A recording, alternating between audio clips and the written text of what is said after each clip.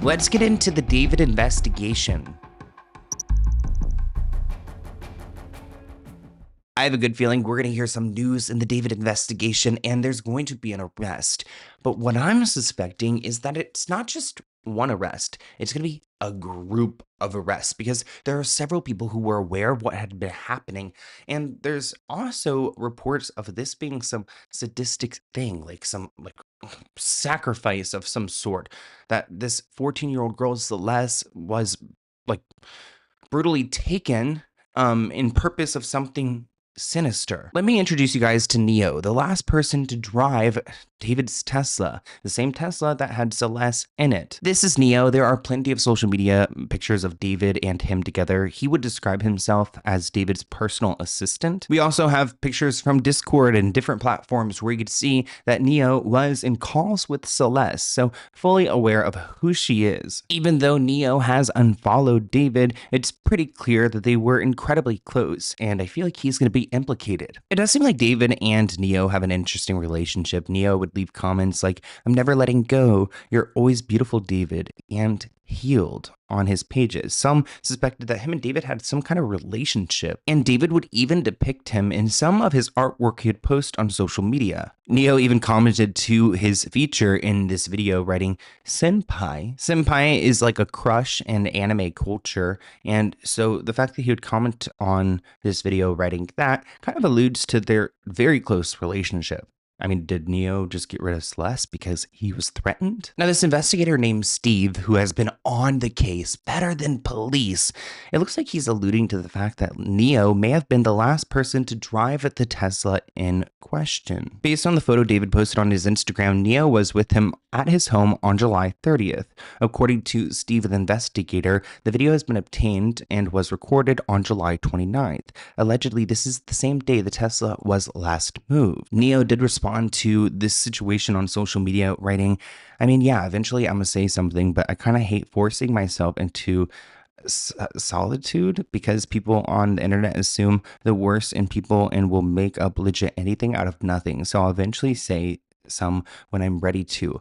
Love all the real people that have been kind to me. Don't make false assumptions." People were criticizing him, saying he's saying, like, people are saying on the internet they'll make up anything out of nothing, but there was a dead child in the trunk of this car, and you're possibly the last person who was driving the car. Main character syndrome, the lot of them. That's what it takes to dump the body of a girl you supposedly loved into a frunk and not even have the decency to pay for her funeral. I definitely know who moved that Tesla on that late July before they went on tour. I can't say who the person, and I don't mean I can't say for, but I don't know who exactly was in that house because it's just a report, but there's video, but you can't make a person out. But somebody was in the house, and being that there's only one key, it's like, okay, who had access at that time? So is it the same person that moved the Tesla? Was another last part of the plan about to go in motion as far as getting rid of her body? Here's a clip of Steve, the investigator, talking about when he believed that the car was left in the Hollywood Hills home. Do you have the precise date of when that car, the one with the Tesla, with Celeste's body inside, when it was left there? Do you know the specific date of when it was left in Hollywood Hills? I believe so. I believe it, late July. Late July. What's also interesting is that Steve alluded to the fact that the Tesla was moved pretty much like right when the tour bus pulled up. Like the Tesla was moved onto the street and they all got onto the tour bus and dipped. The time the Tesla was left there, he literally immediately started the tour. There was a tour bus that was leased, and I'll tell you that Tesla was moved and literally a bus departed for tour. There are also new reports that Celeste wasn't just at David's home, but there were also two rental properties about a mile apart in the Hollywood Hills. There are rumors that she was killed and her body was dismembered at one of these properties. Oh, like a little prayer, please. The thing is that nobody knows where David is right now. Not his management, not his friends, probably only his attorney, Blair Burke. This is what Steve has to say. Do you have any indication about where David is right now? I don't. I have no idea, and it's kind of bizarre because his group has stayed so silent. What's left of his group, I guess, and I'm not even sure the conversations that the owner did have with his management in breaking that lease. I'm not even 100% sure his management knows at this time where he's at. I think his attorney might be the only one, and his parents. Let's get into Somber.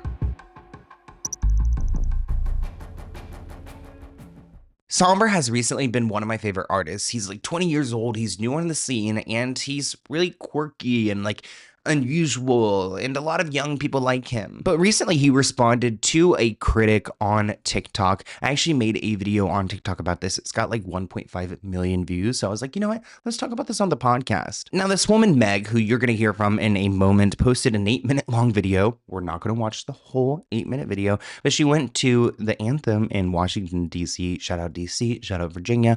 And she said, it was the worst experience of her life, which I'm like, if this is the worst experience of your life, I would love to have your life, because what the hell? Anyways, she went on to complain about some valid things when it comes to Somber and how he interacted with very young kids, saying that there were weird moments of him, I guess, barking at them. Like some people, the word daddy was being thrown around. She did not have fun. First 2 minutes he's on stage, he makes a 6-7 joke. I'm not even kidding you. And all the tweens, I've never had such immediate buyer's remorse in my life. Like, I left early. I didn't even hear my favorite music. He proceeds to make a bunch of niche meme references for like the 12 to 16-year-old age range group. And I only understand them because I'm chronically online, but every other adult in the room, including my boyfriend, is like, why is he speaking in tongue? Like, what is he saying right now? I mean, the thing you see is like, he just turned 20 years old. So he's kind of in that age group too, where like the brain rot is what they talk about. Just ridiculous to hear out loud. Like, it was like brain rot on stage. 30 minutes in, he cuts all the music and he's like, we're now gonna have the Somber dating show. Raise your hand and come on up on stage if you want to call your toxic ex. Make sure it's toxic and make sure there's somebody who's gonna pick up. Again, all the tweens. That's kind of weird too. I mean, can you imagine like calling people up and having them call their toxic ex? That's so weird. We then proceeded to watch 3 tweens go on stage and call their ex. And then Somber's on the mic like, clock it, bro, clock it, bro. Oh, chill out, bro, chill out, bro. I've never had such secondhand embarrassment for someone. He would make like super niche references to like 13-year-olds, but then he would also say like super vulgar stuff about like getting his dick sucked. And it was like, so you know your audience is clearly 13, yet here you are. Okay. There was a moment in between songs where he literally just randomly went, bark for me, and you hear the arena. Not the bark for me. This does sound weird. I'd probably be a little bit taken back. Taken back. Of 13, 14, 15-year-old girls start barking, and then immediately followed up with, yeah, daddy. That, and he wasn't even a good performer. Genuinely, it sounded bad. Like, he said he had bronchitis. It seemed like that wasn't the only issue going on. Then I get on TikTok and I'm seeing all these kids posting these videos. Oh my God, this must be how my mom felt. This is my generation's David Bowie. I saw a TikTok from the Anthem DC, the show I was at, where a girl's like recording it and it's like, the kids are gonna be all right. No! No, cut that. Absolutely never in my life have I felt so much rage. Not even during it. Like, I felt rage during it, but seeing the aftermath on TikTok and seeing it be like, he's the hottest. You guys need better role models. You guys need better sex symbols. I'm so sorry. Slender Man, we're picking him? We're picking the weird dancing dude? Sombr is 6'7", which is very tall, and he makes jokes about it all the time, but there's a little, like, shade here. I think it's unnecessary, like the body shaming, the Slender Man. I mean, clearly she's very passionate about this. Okay, Meg. Like, and that was an 8-minute long video. We just put in some of the highlights. Vintage teen behavior to defend themselves with some valid points, but not acknowledging the fair criticism that some of his performance was not age appropriate. I tried to watch the video and I couldn't make it past 90 seconds of her self-absorbed rambling, which included complaints that she had to stand in line in the rain, then get her ID checked by a doorman. I don't know why a 25-year-old is going to concerts instead of being put on an iceberg with a harpoon and floating off into the sunset.